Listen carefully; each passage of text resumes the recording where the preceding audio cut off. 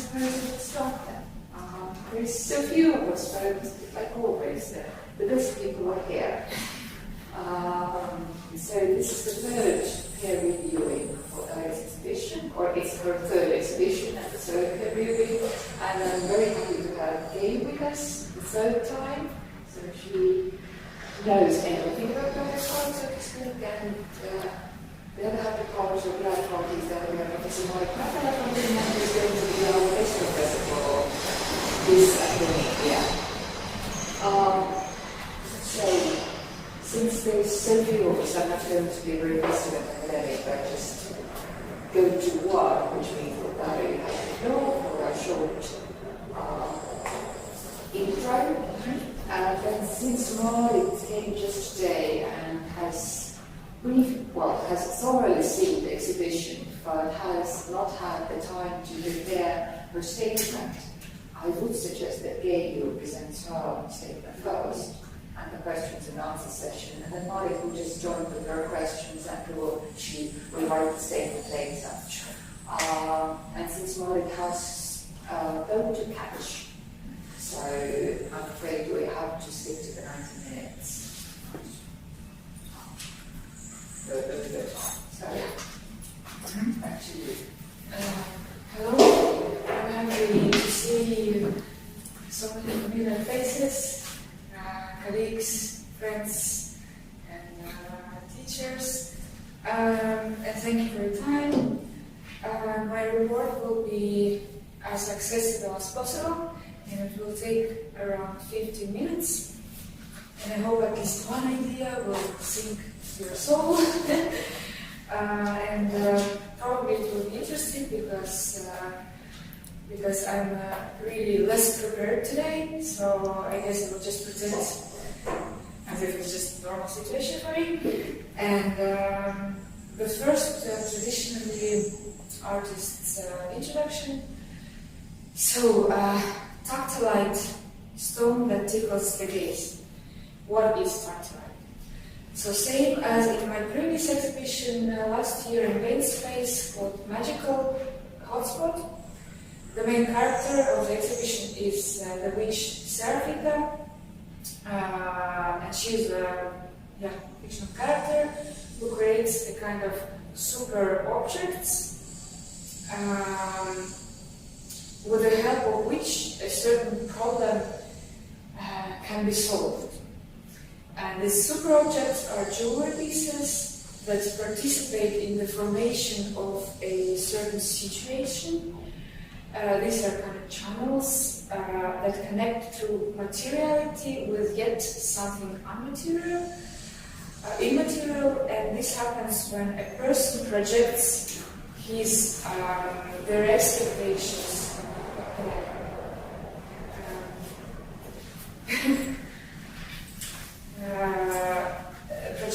expectations onto things. For example, that the jewelry will designate their social status or protect from the evil eye, etc., etc. And Seraphita performs video rituals when using jewelry. So these are kind of ironic sketches about significant moments in a person's life. On one hand, festive, and another trivial.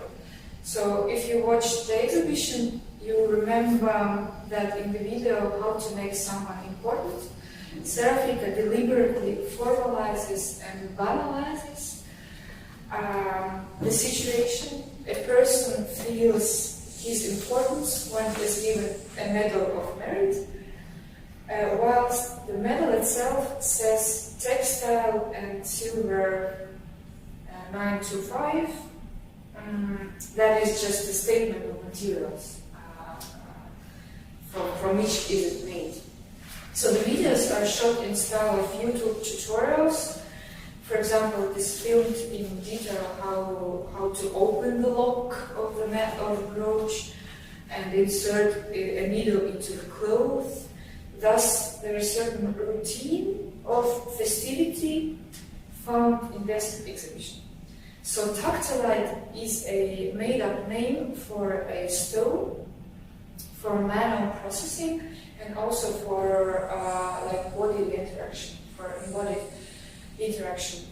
And by this, I wanted to emphasize the nature, the haptic nature of the use of jewelry. How one person puts the jewelry onto another body, on the bodies of others, or on his body, and what intimate rituals it involves. So, in other words, I wanted to connect the works as much as possible with the bodies of viewers, with those who perceive the jewelry and who potentially wear it. So, as well as to draw the attention to what happens behind the scenes of the jewelry, of the finished piece, you know, how people experience it.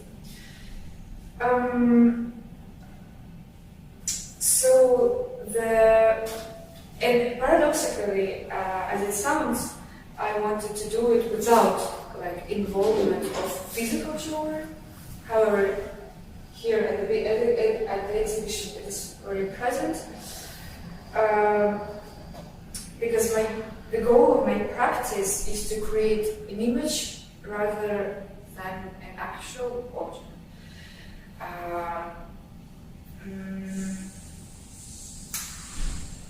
So I wanted to achieve the effect of like immersiveness and affectionality of the viewer through the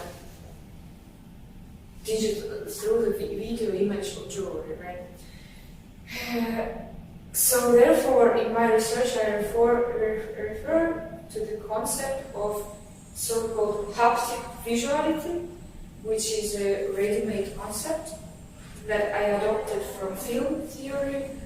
And why? Because it deals with the aspects of touch in regard to video materiality, in regards to the visible and in regards to the visual.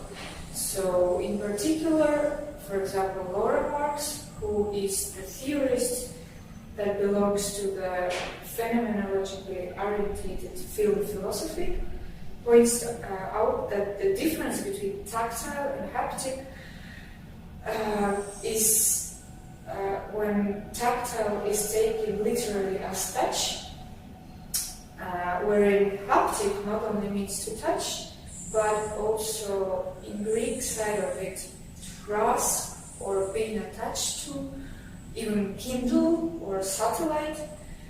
So the haptic perception is usually defined as the way we experience touch both inside our bodies and outside our bodies, on the surface of the skin and through our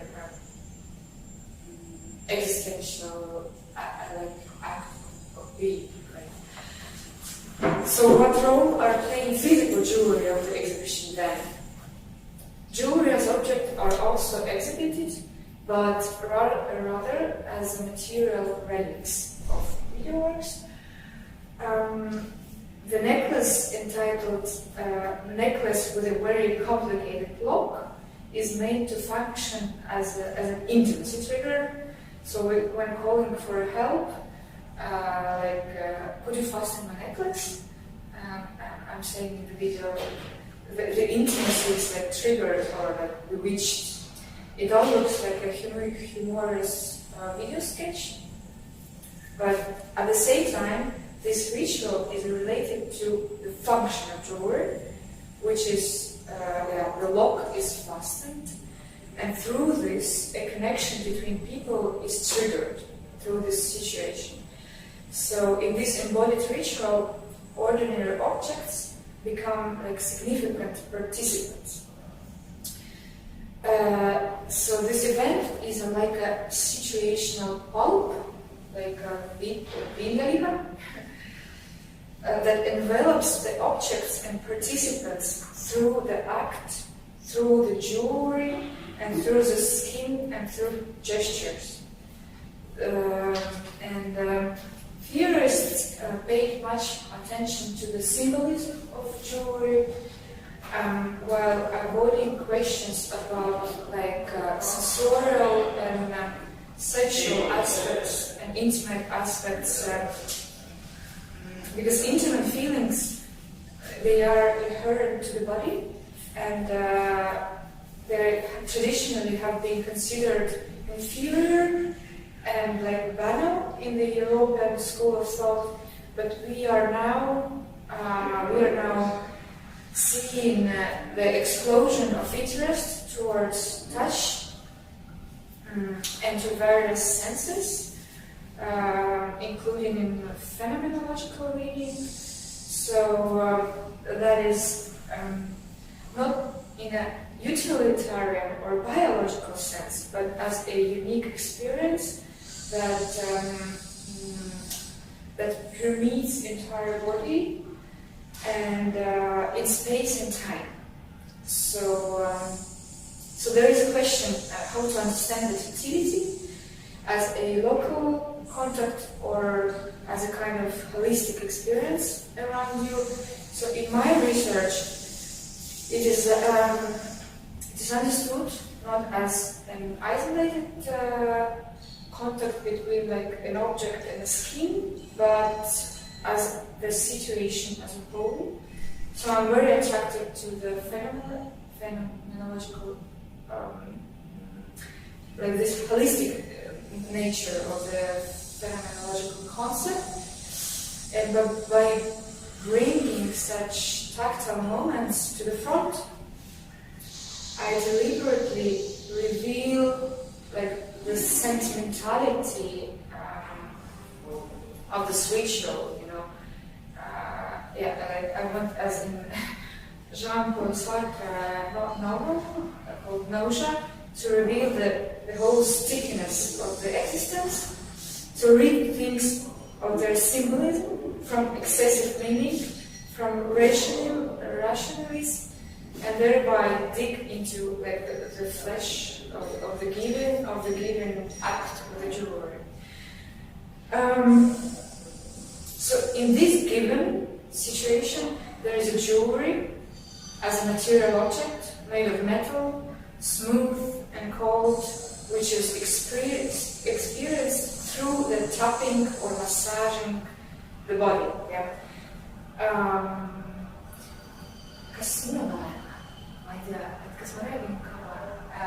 How long do I speak? Well, you're spoken for about 10 minutes. Okay. So, we'll just over.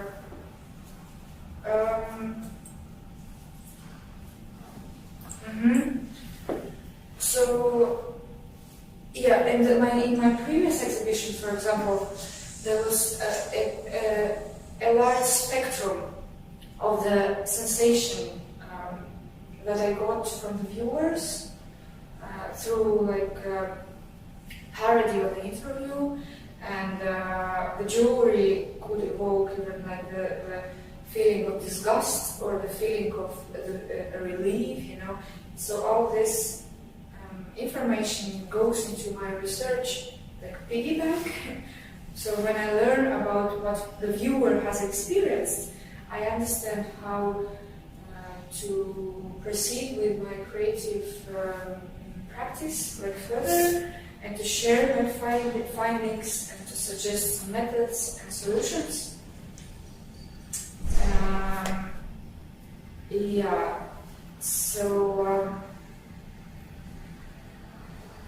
So I'm primarily interested in the visual representation of jewelry, in how it's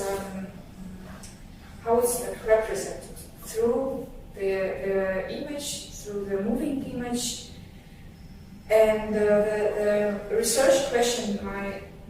The formulation of the research question didn't happen for me gradually. It was rather kind of burst into the rhythm of my research activity.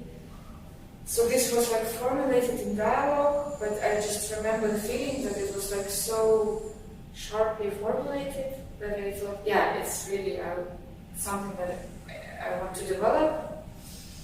So basically, I'm interested in the possibilities of influencing the viewer through the digital image of the jewelry, and to do this through artistic practice.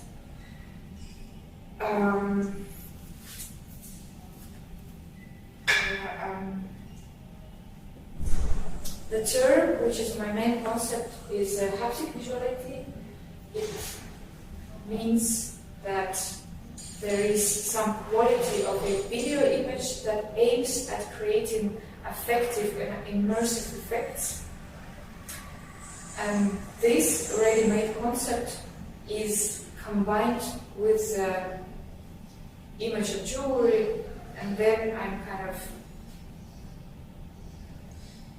observing what's happening, what will happen out of this combination.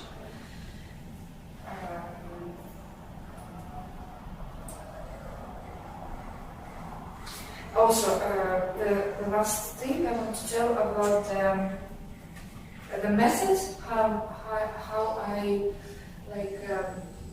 I'm getting the data in order to analyze it. Since the previous exhibition and this one had this kind of esoteric element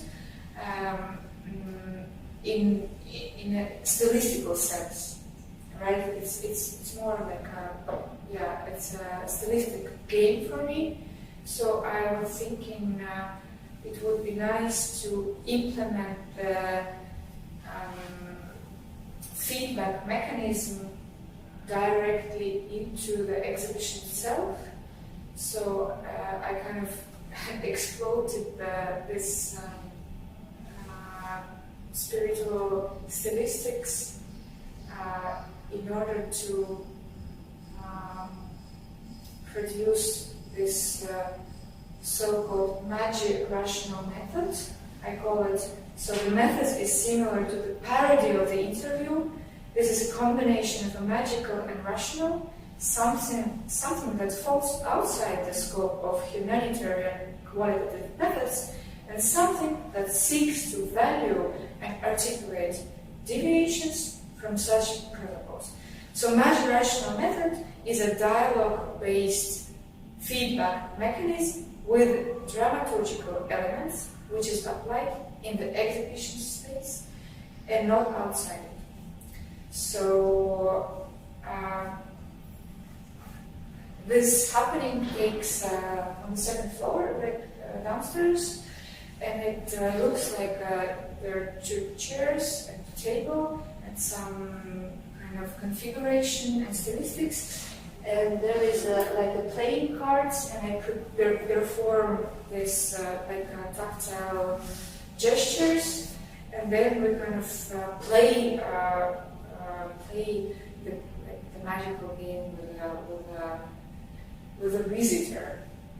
And in the end, as a present, he gets a talisman, and also I'm explaining afterwards how to use this talisman. So it's a really like playful way. And on these cards, there is a printed my research question, but in more like in more appropriate way, in more understandable way. So you can see what question they could.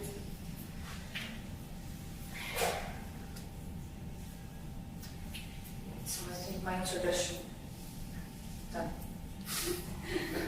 Thank you. So,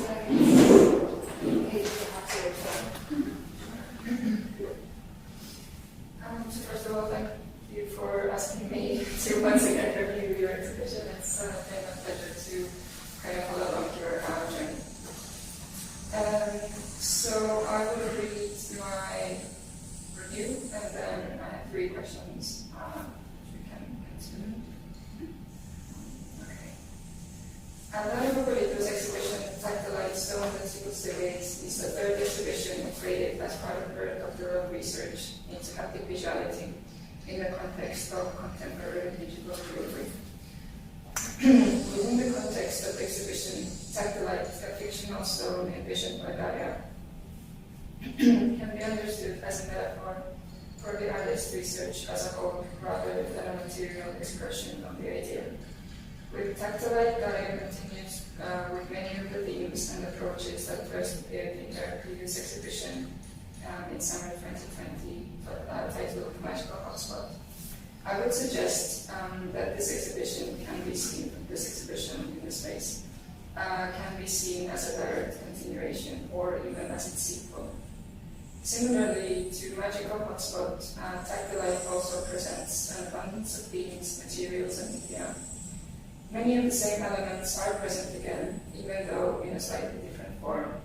Darja combines jewelry and their immaterial, mostly digital counterparts, performance, and various materials, such as wax, textile, and powder plants installed throughout the exhibition space.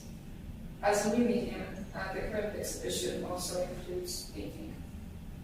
Just as with Magical Hotspot, the current exhibition is centered around the character of Serafita, a jewelry witch and a blogger, helping her viewers overcome various obstacles in their life through light-hearted humor and unique pieces of jewelry. The character of Serafita is more of an entertainer than a serious practitioner of witchcraft. And that character allows to bring humor and lightness to the show, but also play with references to contemporary and popular culture.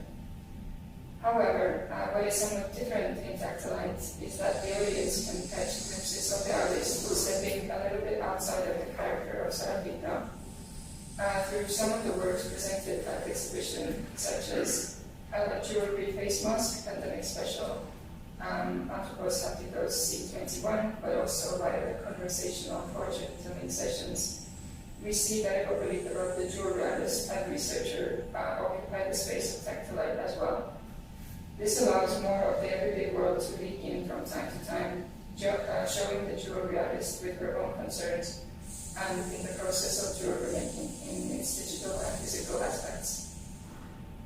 In the so-called fortune-telling sessions, the performative aspect is combined with a very direct intervention to the viewer's experience, to the extent of suggesting specific language to discuss it. This may prove helpful in describing sensual experiences, perhaps heightening for the visitor what the artist calls embodiment within the space of the exhibition. We also see behind the scenes into the process of making jewelry within the contemporary context in the digital condition. The current exhibition, the screen as a medium is more consciously present. The act of looking at screens is recognized and highlighted. The ring on the wax foot looking at the process of making of a ring, and we, the audience, can see an old Instagram live recording playing in the gallery space. Even the painting, jokingly trying to present itself as a screen, makes us think of the device. The video, Ring for the Beloved One, also hints at the accessibility of making jewelry using digital tools. It is easy to find freeware and modify the pre-existing designs to your own taste. Perhaps this strays from the more widespread understanding of jewelry art as something requiring mastery. Although, of course, the two ways of conjuring jewelry into this world exist in parallel. But I find it interesting that this type of approach is suggested to so playfully. Even more so, as with this exhibition, Darja has, in a way, turned back to making physical pieces of jewelry, whereas in the previous show, the objects she used in her videos could perhaps be described as found objects as well. Regardless, as Darja has stated, she creates jewelry to be mediated. But jewelry also acts as a mediator of social interaction and thus brings to the fore the social role of jewelry. So, in a way, the exhibition is stepping down and away from the idea of jewelry as something noble and solemn, something that elevates the wearer and their status. and instead focuses more on the everyday, even embracing it and not shying away from the awkwardness we so often encounter in our everyday lives. Compared to the previous exhibition in Tactile Thesis advice targets more interpersonal issues in our intimate sphere, highlighting jewelry as a means of coping with a variety of problems. Still, throughout the exhibition, the bodily aspect and experience is very much present. Again, as Darja has said, she is interested in the stickiness of existence. So naturally, sensuality is evident on various levels, in materials, jewelry, video, and even in the language used in the show. Thinking of another aspect very present in the show, witchcraft, I must admit that to me it seems that witchcraft, as it is presented in the context of this exhibition, relates more to the social context jewelry is placed in, and not so much to anything mystical. In a way, there is a link between witchcraft and jewelry making. Both are considered highly specialized crafts, often used to solve mundane everyday issues. But from the perspective of haptic visuality, maybe witchcraft could signify the ability to make the viewer feel something in their body. On the one hand, this can be achieved on the level of involuntary reactions, making the viewer's skin crawl, making them get goosebumps or feel a touch that is not really there. On the other, through discussing socially intense situations, familiar to everyone, yet evoking awkwardness and possibly embarrassment. In that sense, it is very practical magic used to achieve the effect that the artist desires. Equally, various jewelry demands a response, a reaction. It needs a body to press against, even if only through ether, leaving me wonder, are the wearers and viewers the same thing here? So now to the questions. First off, could you share your experience with interacting with the audience directly, and how has that so far contributed to your research? How was the process of developing the deck of cards with questions and suggested vocabulary different from kind of the same thing you did for the previous show? Yeah, you were asking me how question, and how was the process, and that's literally what I always ask from the viewers, how was it to experience, to watch the videos?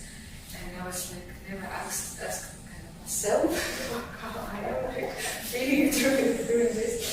So for me, interacting with the audience felt as a tingling anxiety, guilt, shame, but also satisfaction when it all ended. I'm talking actually about the previous exhibition, because I started to apply the magic rational method in the second exhibition. So satisfaction is wow, I tasted my own capabilities and done a happening, So so exhaustion is what I remember. Also, it felt very sweaty for me, literally. I vividly remember how I sat for 11 days during rainy July in the exhibition basement, surrounded by candles and chatting with exhibition visitors, collecting empirical data. So the air was really stuffed, and also after all the recordings that resulted from the exhibition, when I was listening to them, this recordings reminded me of my kind of body liquids and being high on adrenaline, because I met a lot of unfamiliar people. So I was listening and performing in front of them. So when I listening them again, I started feeling, I started to empathize to this me, who was in that situation. So the process of analyzing the audio recordings took me months, because the volume of the data scared me because I was sitting 11 days in the gallery and I interviewed like 65 people, and I was like, oh, so everybody wanted like a fortune telling, you know, and that was it became so popular, and I was thinking, how will I analyze all this scary amount of data? Yeah, so I didn't analyze them in the direction of the sequence that I interviewed the people, but in the order of my mood. I was like, oh, maybe I will analyze this first. It's kind of more successful. Probably I felt there more like comfortable. And the previous exhibition, the second one, I had only two questions that I asked from the public. It was what thoughts, if any, visited you while watching the video, and were there any moments in the video that gave you bodily sensations? And what was interesting that this, how can I say, the people who are more from like intelligent sphere of, intellectual sphere of like work, like art historians, sorry, they are like really worthy about like interpretations, about the symbolic meaning of their visit, the external kind of meaning. And so there is an urge to express an opinion about the exhibition, and there is really less vocabulary for expressing the state of being, the sensational vocabulary.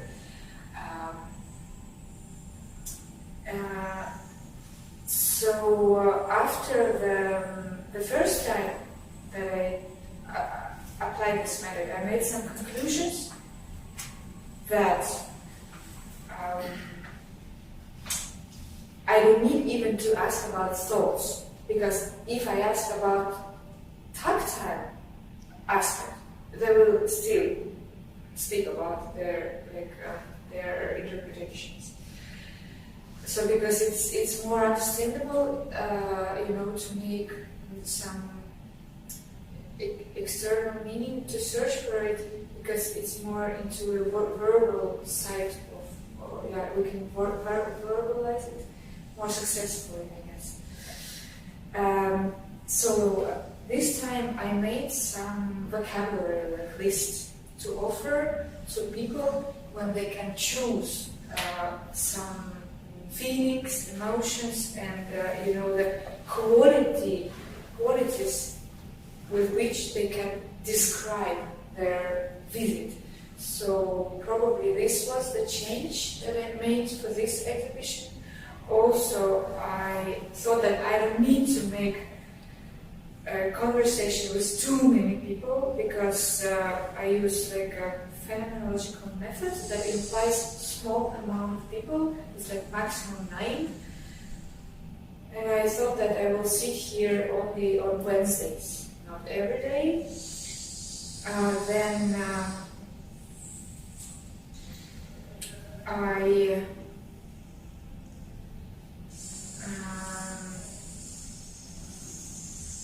I developed more formulation of questions.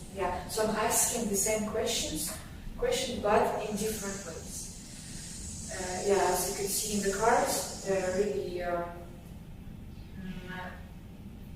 questions only about the embodied state, and not so many about your opinion, probably, I would say. So that was changed from the second exhibition. While you were speaking, I was just wondering, have you noticed that maybe when people start talking to you about their thoughts or what their intellect kind of perceives. Does it happen that the more they talk, the more they also get into their sort of bodily feelings, or it's sort of just the first layer of kind of thinking about expressions? Yes. So maybe it's about like talking through your thoughts and then coming to feelings, perhaps. Yeah, I called it like So my research question, what are the haptic visual qualities of digital image of jewelry? So I put it like that. There is one quality. It is just a raw idea. There's like emotional, material qualities, like gross, clean, soft. Emotional, such as like funny, scary, physiological, like tears or laughter. I had some really emotional people there. So haptic imaginary is something as a desire to feel what is happening on the screen, as if it happens like to you. And then there is a thematically synchronized. When a person tells like, I felt the irony, I felt the connection with the topic, this formulation of the sentence. It's something about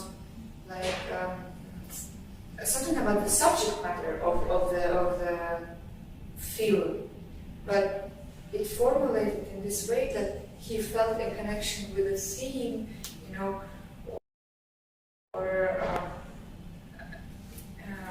it recalled me some situation where I have been myself, and therefore I laughed, So this is some really, I haven't yet understand how to they're not purely like opinions, but there's some like physical connection with the idea of the video, but not really with the image and what is happening, right? So that was interesting.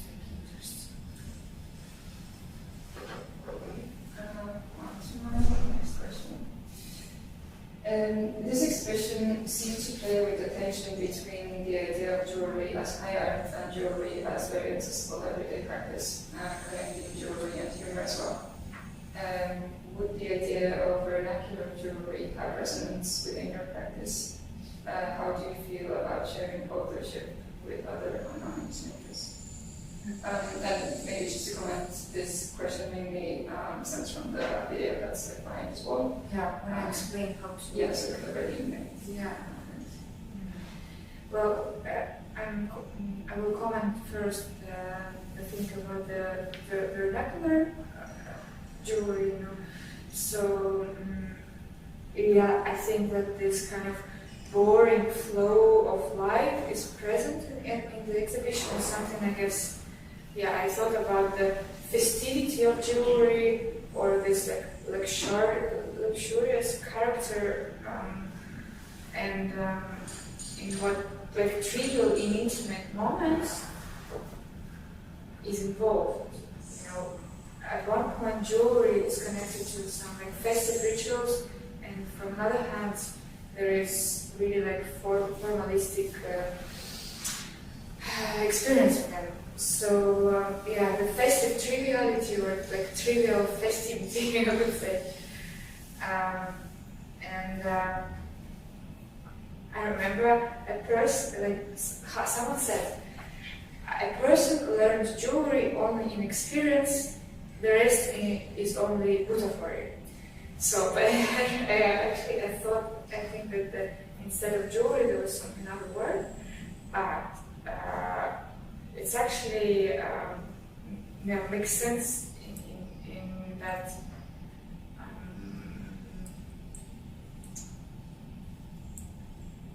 that this vernacular jewelry is of my interest here in the exhibition.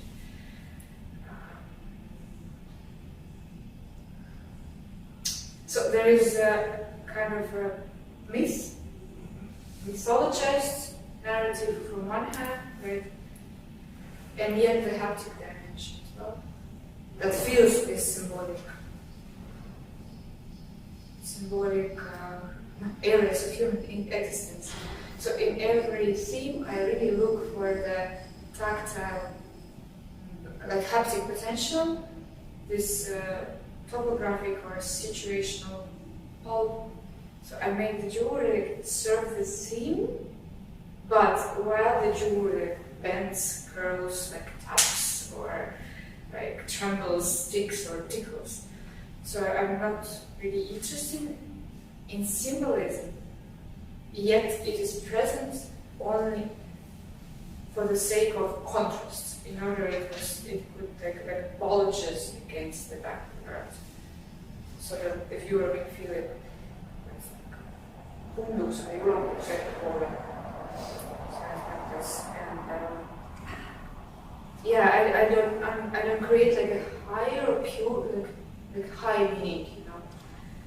I'm trying like to remove mysticism, yet paradoxically referring to it stylistically. So the exhibition theme is kind of a glue that sticks, that contextualizes my research object. Although the public always pays attention more to the themes, you know, to the esoteric element, or to the, as it was in the previous exhibition, to like the political themes, you know, because it's probably because it's like these themes are brought into the sphere of verbal more. And how I'm okay with sharing the authority. Actually, it was an inspiration. I remember when my friends made I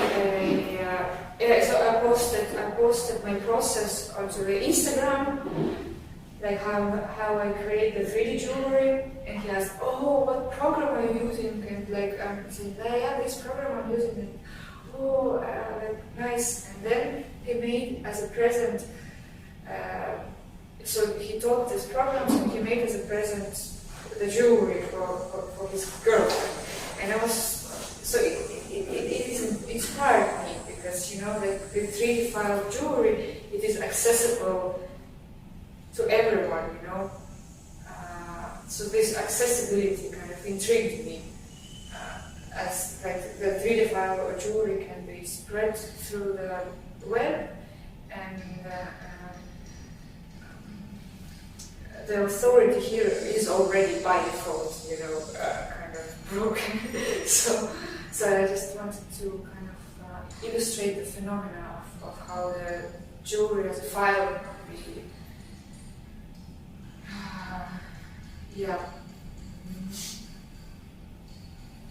So it was more of inspiration for me, you know, to make some point of it.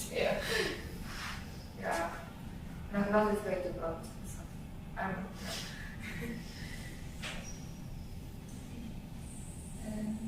and my last question, or questions, I guess.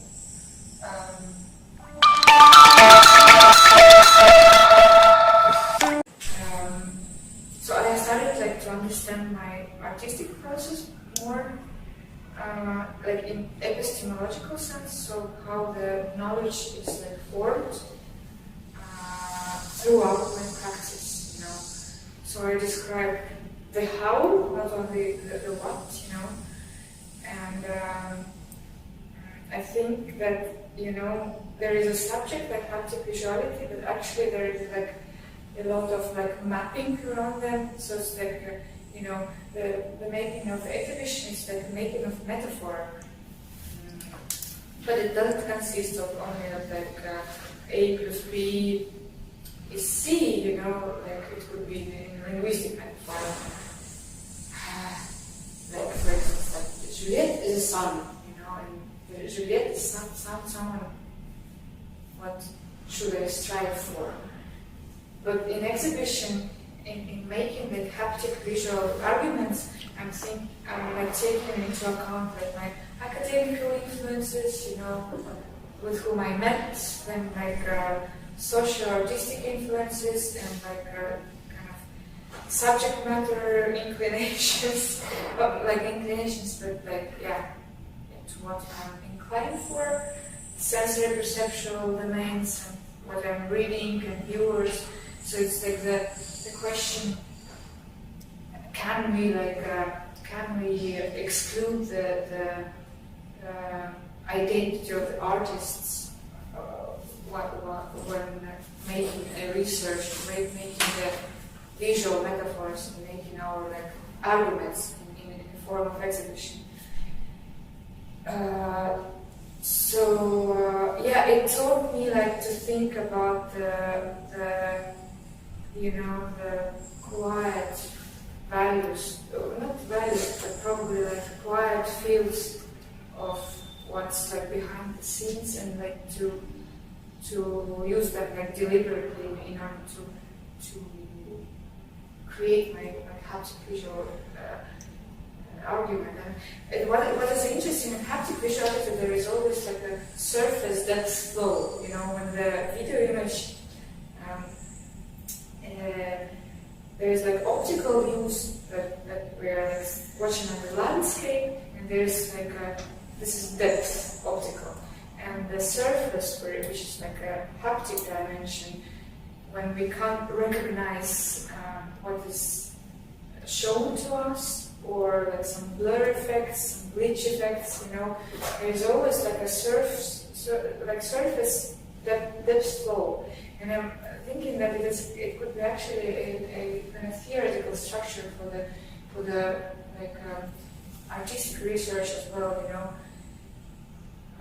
Here I'm thinking about the creative practice, and theoretical practice, and about the relationships in terms of depth and the surface, because you can write your PhD thesis and to use this a surface method in order to kind of emphasize the language of how you say it, right, and the meaning and the content of the research, what's the subject matter.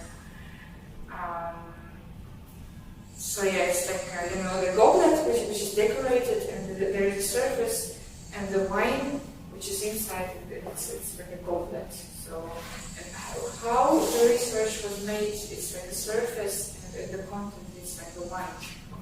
So, and also the haptic gaze, it's something that haptic visuality tells us about.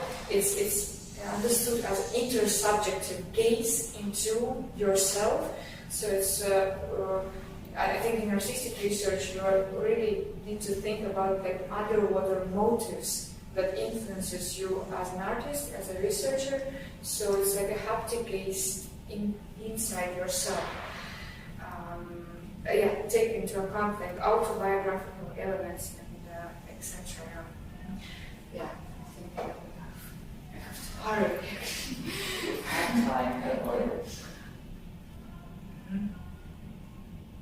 That's all for me. So, Yes. Thank you so much. So it's on tomorrow. Okay, thank you. So perhaps I can say something that you all know, that this is, I have seen only this exhibition, so I have a different point of view than yours point of view. So first of all, thank you for asking me to review this exhibition, and I got not so long a time a kind of question whether I would be interested to do this, and then I got also some materials, and I looked at the material through, and then I found it really interesting.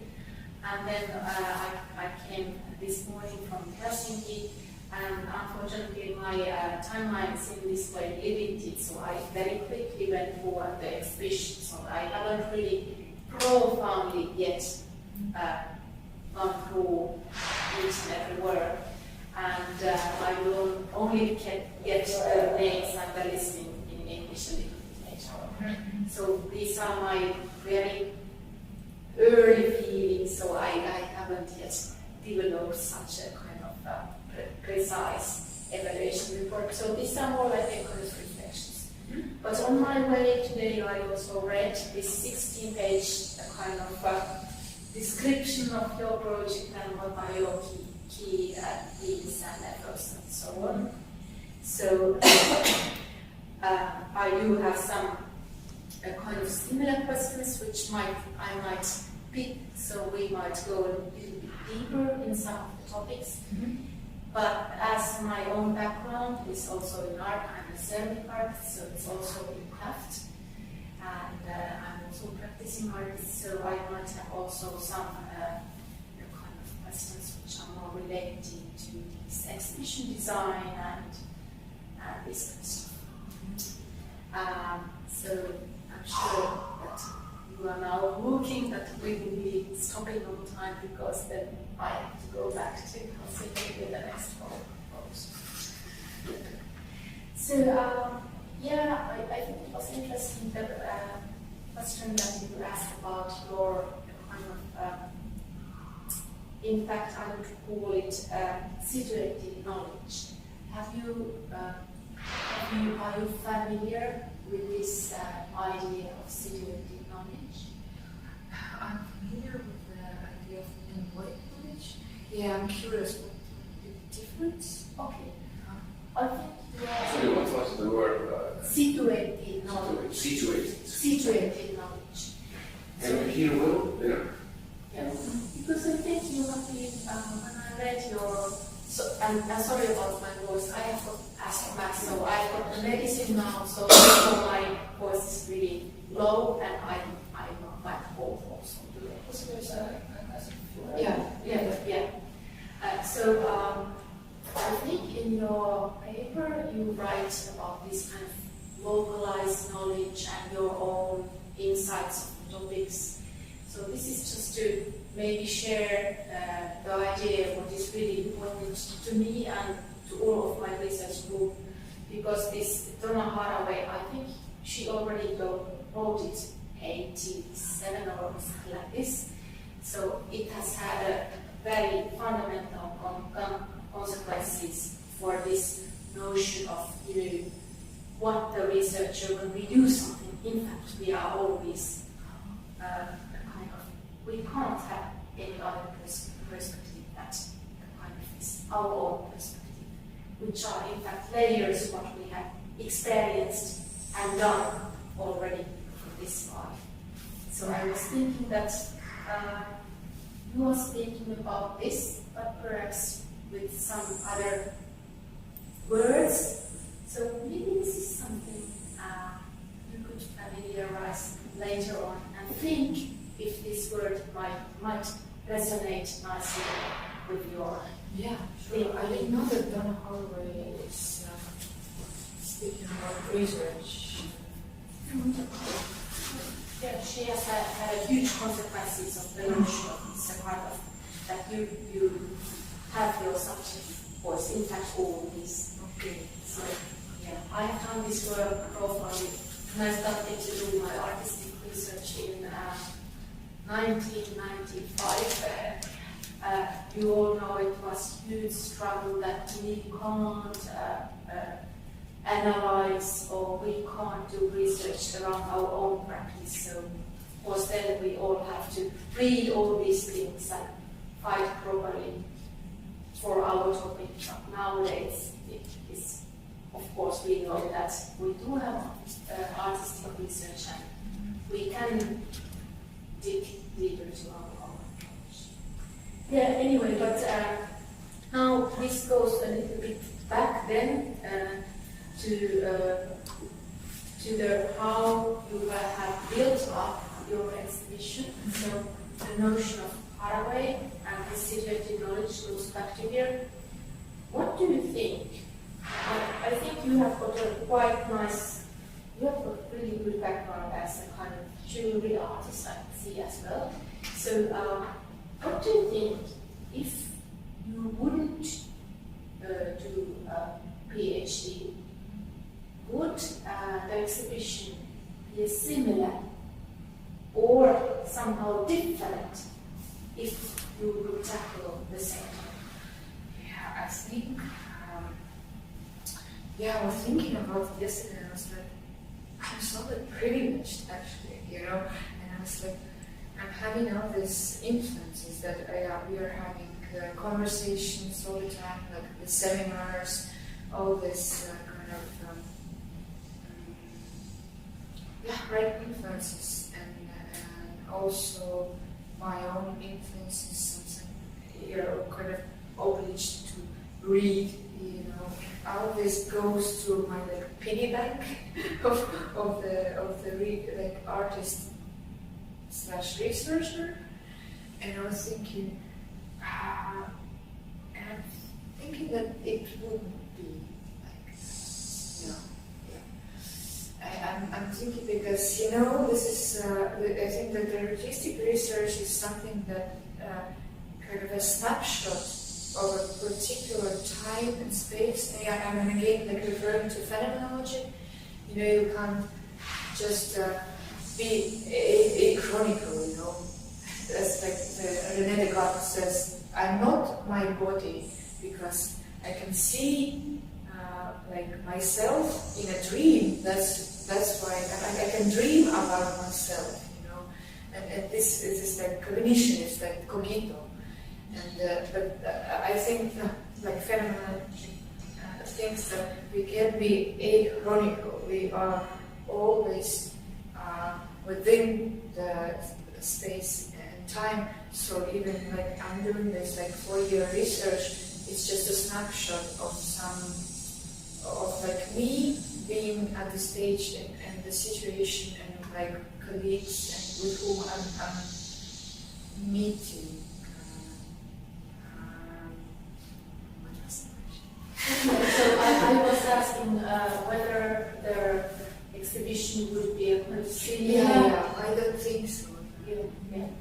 And then the following question, how do you think it would be different?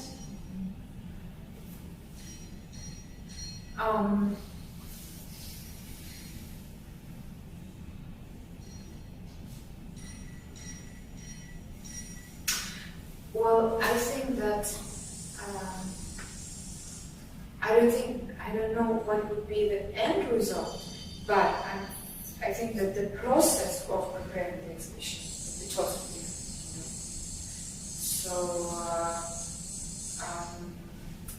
then probably there wouldn't be like this dramaturgical elements here, and I wouldn't be interested in you know, in maybe to so many effort to get the data and to understand my process, because if I'm getting these answers, they're more clear rather than somebody would write it in guesswork. Oh, nice exhibition, cool. So it's just different quality of feedback, and that's why it's the different quality of the next exhibition. Yeah, what I have now here in my head is that I feel that the quality of the exhibition, the topic is really interesting, and I think that there are quite many pieces which kind of somehow reveal the topic from different kind of point of view. So you are also kind of opening the concept for the viewer from very different point of view.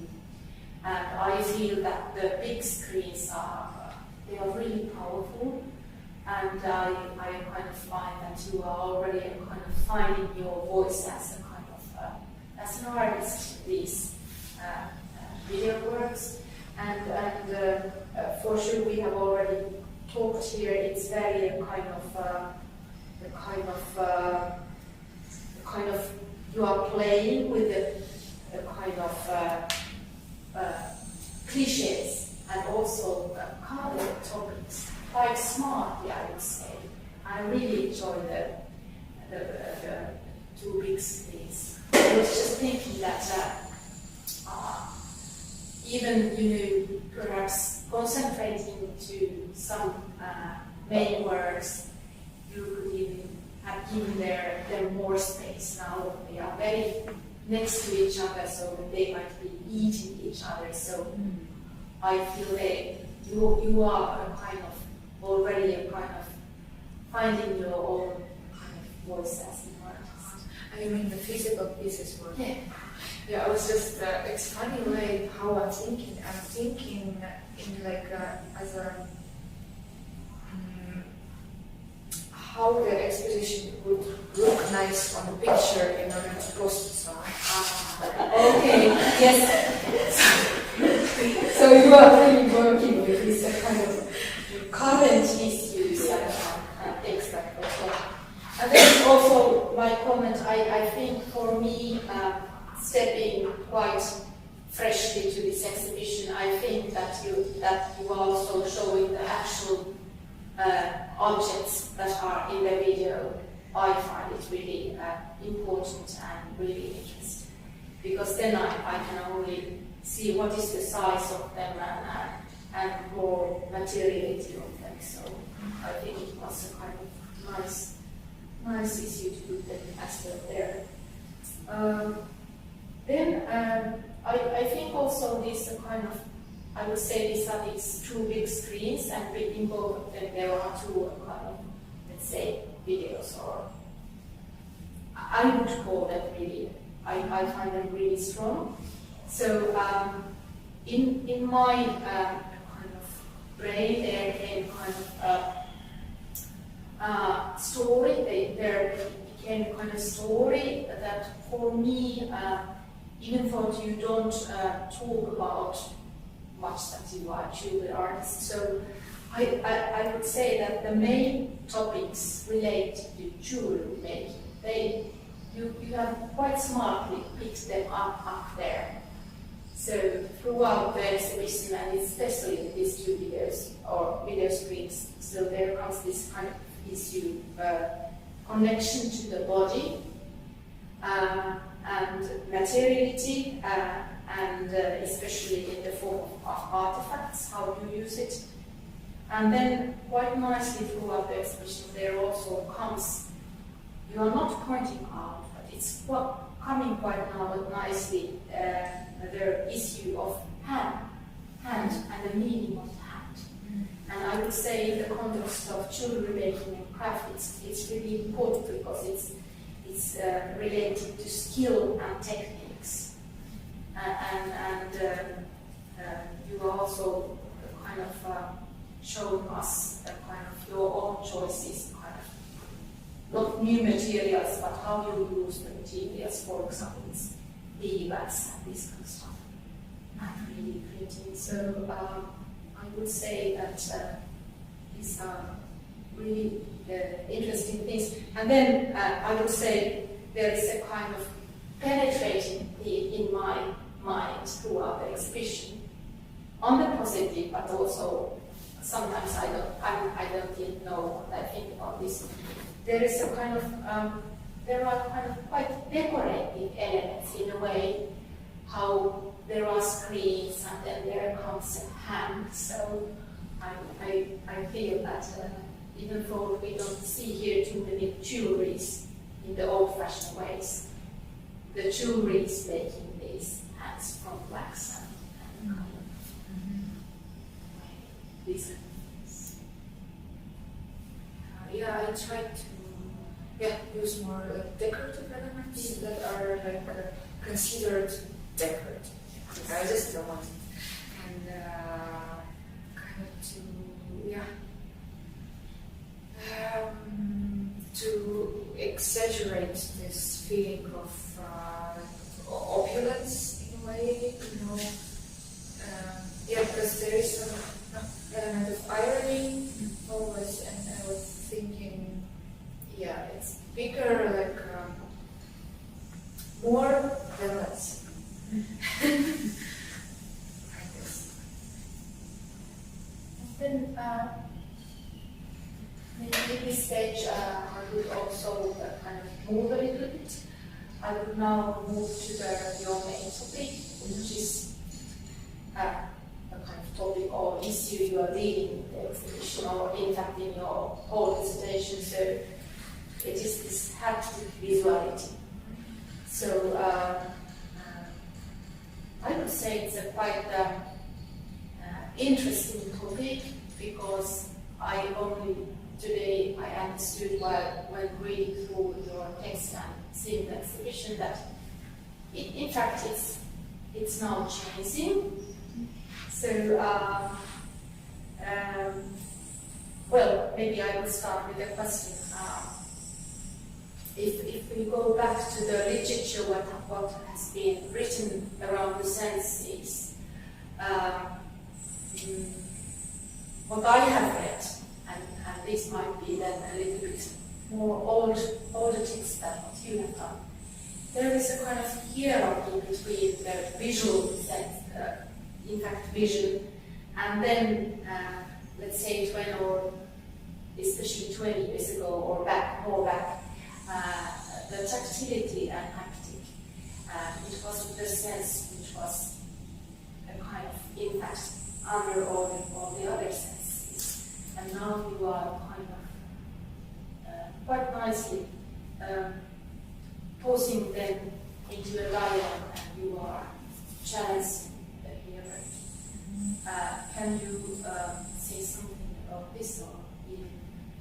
Yeah, I probably can answer with just part of my writing that in my head from a thesis. I just, through the cinema, that it was considered when the viewer at the cinema, then he's kind of passive, because there is a power of vision. So the information is digested and transferred through the exclusive sense of vision.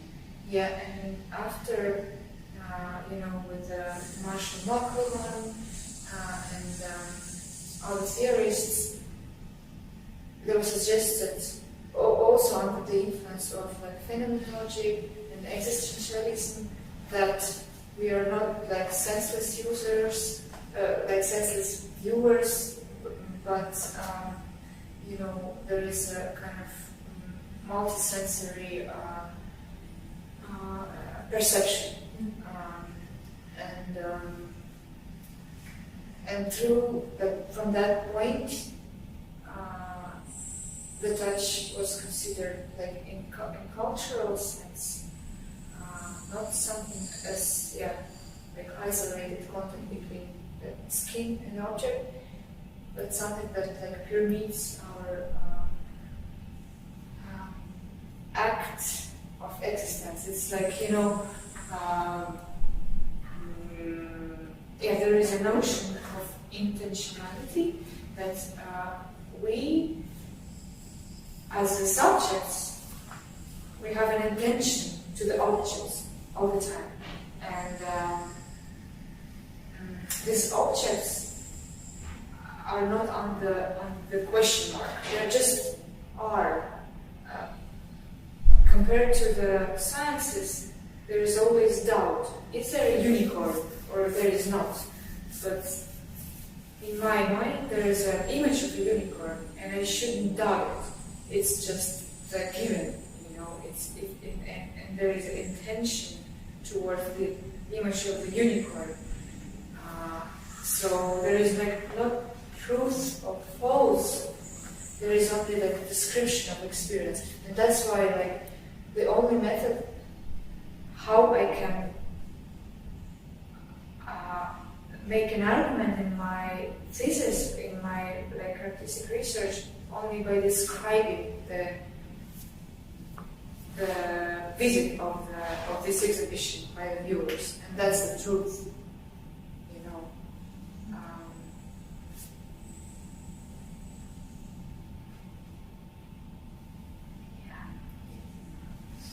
Maybe did I answer the question?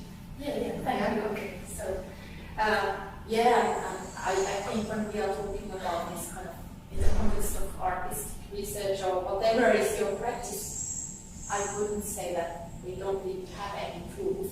We just have an interesting discussions which then we will pick the interesting things and take them further. So in this respect, this puzzle answer, and then later on you will decide whether there is something interesting popping up from this question and your answer. So I just want to kind of continue a little bit for this. Now I didn't double check, but I think it was not Michael. Do you remember, do you know Selles? Philosophy Selles? Not sure. Yeah, okay. So I think he has been writing about the kind of importance of tactility and haptic senses quite a lot, and he has been the one who has kind of raised the meaning of this kind of sense. Because, as I said previously, the visuality really has got such a huge kind of weight. And then I just want to now refer this discussion also to some of my experiences. So I spent a year in New Zealand when I was working in one university context, and my kind of professor who I was working with there was Welby-Ince. He's a kind of filmmaker, and after reading the text, it really raised me up a lot of interesting issues. Even though he's a kind of, in fact, very influential filmmaker, and he has self-taught himself, he always starts his films by making props. So he goes to his studio, and then he imagines the main characters, and then he starts to write the kind of script for making all the props for their kind of players, and in this way he creates the players for the screen. So in this respect, I find there is a kind of interesting kind of connection to your work, because he's a filmmaker, although for him these kind of artifacts he creates are really important, and then you kind of work somehow on the same area. So you, as a children artist, you make the objects, and then based on the objects, then you kind of give them a new life by kind of making these short videos. So I was thinking there is something interesting, how meaningful are the kind of objects or artifacts. There is some, you don't have to answer or reflect this at all. And then I still have one question, and then I will give for the others one peer reflection or something. And this goes back to the meaning of the visitors and interview. So you already have discussed or referred to this many times, and then you already asked about this in your questions. And I'm also thinking, of course, you don't yet do, now you have all these data collections of these. You might use them in the future on your own way. Of course, you don't have to use all data. But now we have already heard that in this exhibition you are also going to collect data. Or you are going to make these interviews with these cards.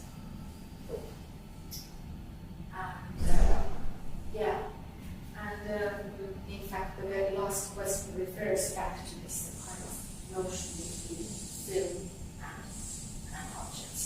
But I want to just kind of throw here two connections that came to my mind. Do you know, have you heard anything about these cultural props? But what props? It's props? It's like propositions. Cultural probes. Probes, okay. Yeah. this is just something I want to connect you with because you are next going to write your final manuscript. So this is something that we have kind of in fact research and used quite a lot in our Aalto University in the context of design research. I remember. Yeah, so quite many of our kind of doctoral students and also MA students, they have used Anthony Dunne's this kind of cultural props, and then they have elaborated like this their own methods around the idea of this kind of very playful methods, how to get more understanding from visitors or users. So I just wanted to place it up. Maybe in the future you might be able to use these ideas. Yeah, I remember we had the seminar on the trying on the clothes, and this was also used in cultural probes. Yes. Yeah, and I feel on the right side. I think you're good at Yeah, so it's a kind of nice notion which you can really adapt in your own way, and I think I'm not sure, but I feel that it's something. there is something related to this. And then my very last notion is a kind of similar, a kind of interesting method. What we have used recently is this a kind of, have you heard about talking loud method? Yes. Okay. So I very briefly just describe with what is this one. So I feel that now when you're talking about this kind of collecting data for the visitors and these interviews, it seems to be that during the last exhibition you kind of collected quite a lot of data. So good luck because you have quite a lot. And sometimes if you don't have so much data, for example, if you rather concentrate to the depth and length of what you ask for the visitors, you get more kind of nuanced data. And this is just to say that this is very, your entire setting is quite playful, and maybe there might be possibility to also sometimes try out this Google method. It's quite nice. You just give a visitor a kind of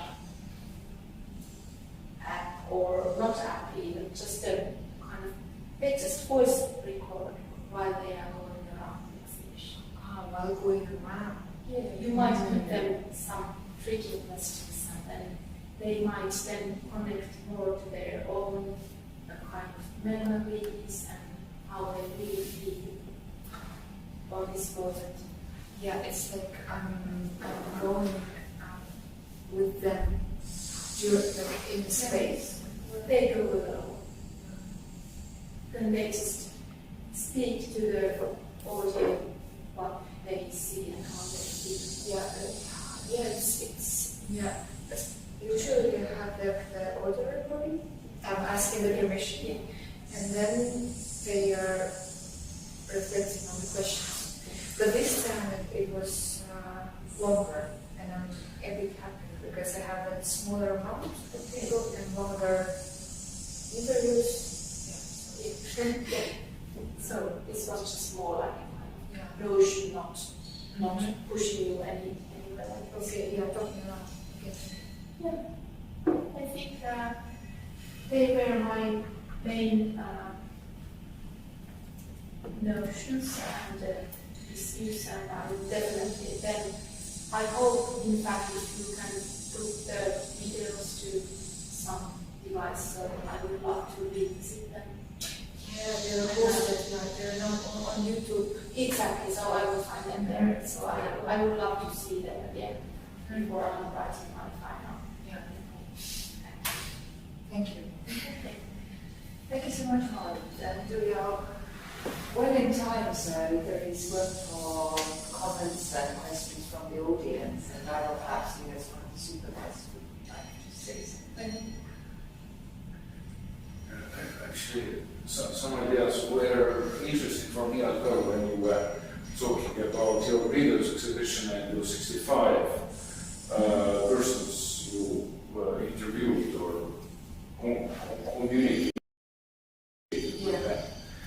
I don't remember if I have seen any kind of lists, for instance, kind of formalized.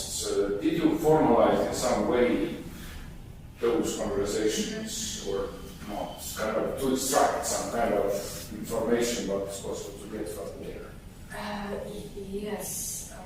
Well, it took many months. And I thought that I will make a choice that I need to justify after, like, why. I thought that I will analyze not all 65 interviews, but like, yeah, around 10 of them, and then I will make a conclusion. I don't have yet the argument why. It's funny to think about it, but I analyzed like around 10 interviews, and I used a method called Interpretive Phenomenological analysis.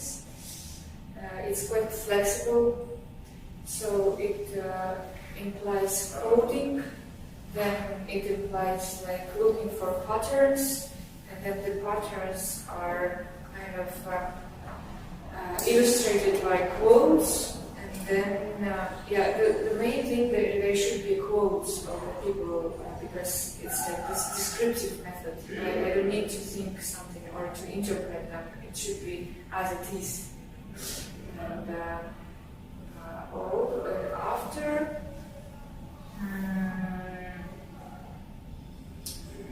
What were the results? I was thinking about like my research question, like when analyzing them, and I formulated, but these are really raw, because the first question is like, what are the haptic qualities of digital image jewelry? So I formulated them as emotional quality, such as like funny, scary, as material quality, something that refers to material, as like gross or like scary or like clean or soft, and physiological, like someone could feel like, tears or laughter.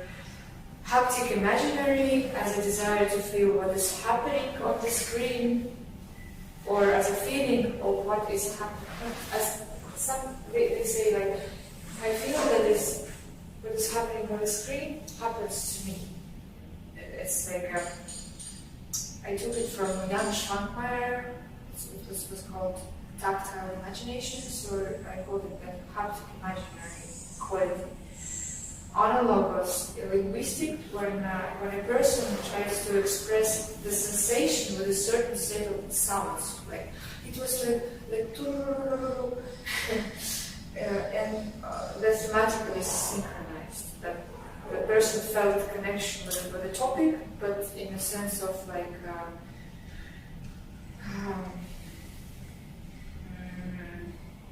I felt irony. It's very interesting. Verbalizing for me. I felt irony for the topic. So it's something about between the idea and the narrative. But could you say that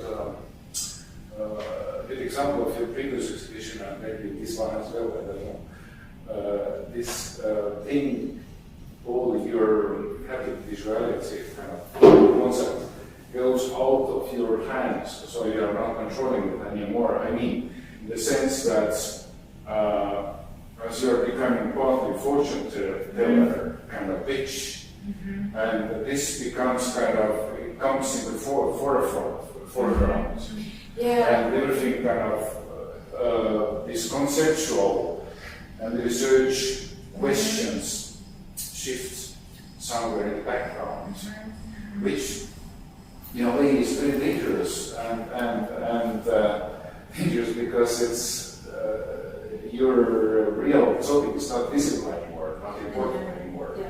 From point of view of the exhibition. The exhibition becomes sort of kind of performative event, and this thing which is in forefront of exhibition, it's very attractive naturally, it attracts naturally a very specific audience.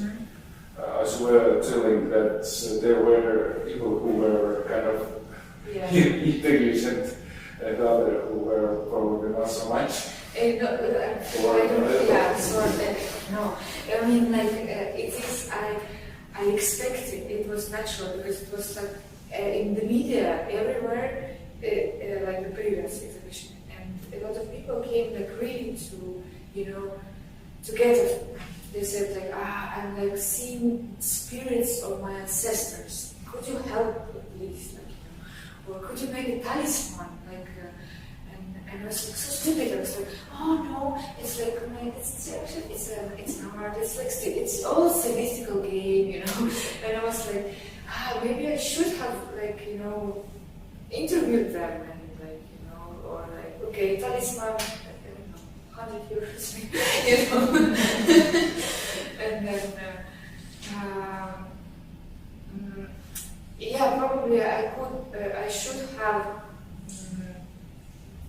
I would have played this game also with them. So, yeah. So in a way, what I wanted to say, or kind of what stages actually was happening, probably you were not programming completely like to happen like that with previous exhibition, and in a way this exhibition is quite similar, is it? Yeah.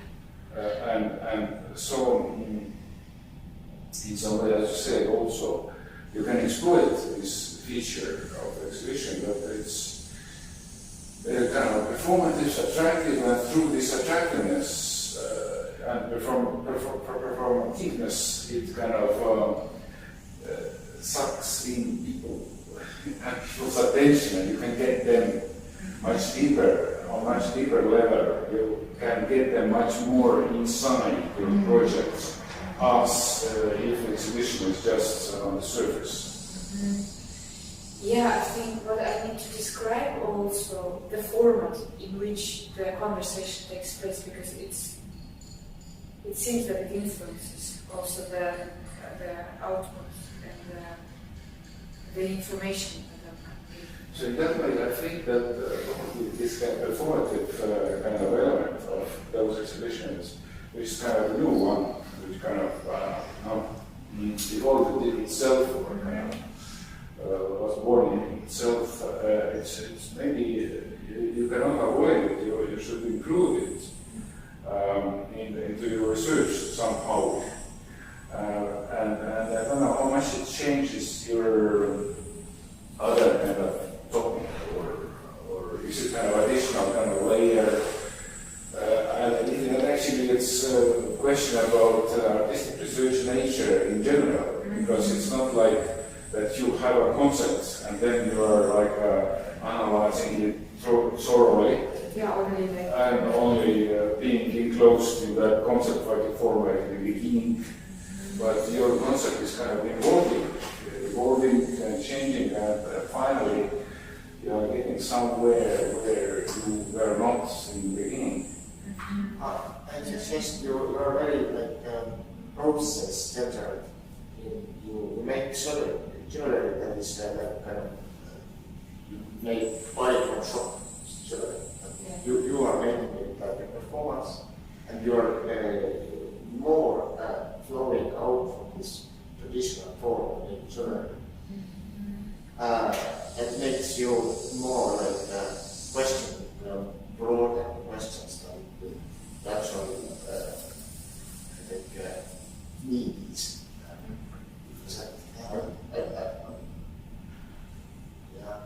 And other things I ask about later. It's actually Kadri's question. How this pseudo witchcraft is connected to haptic visuality. So it's probably it's becoming something like thing in itself, that I need to definitely describe. But I think that I'm describing it through my influences. You know, what is influencing me as a person who, consume the information from the internet, from around with whom I'm socializing.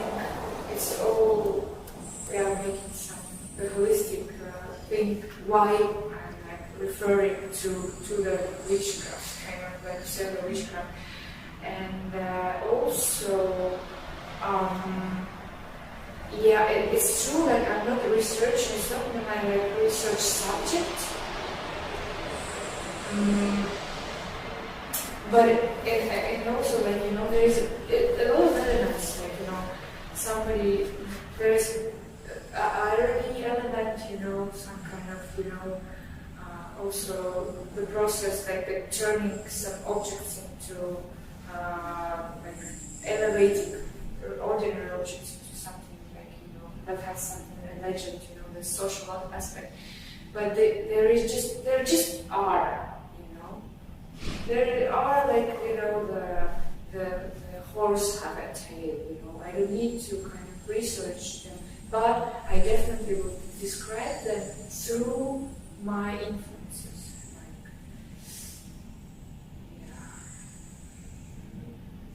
This function, there is some deep, there is an object that is the conditional one, made in some way. I don't imagine what method do you use doing this. Children, I guess. I'm just a perceiver. But and there is a traditional object that I see, but there is a lot of things going on around it. And that makes me a bit dysfunctioning looking at it. But actually, why there is a direct connection between witchcraft and the utility is because in late 19th century there was really popular this spiritualist movement. This when the people are sitting around the table and they are using object and they are performing some haptic movement and gestures in order to connect with the spirits of dead or something. So there, in these symbolic fields, there are really actually a lot of tactile potential. Yeah, in the early scene, I'm looking for this tactile potential, and that is a connection. Because the jewelry itself, by default, is so malleable to the palms of the artist who is doing that, and to the wearer itself. So there is by default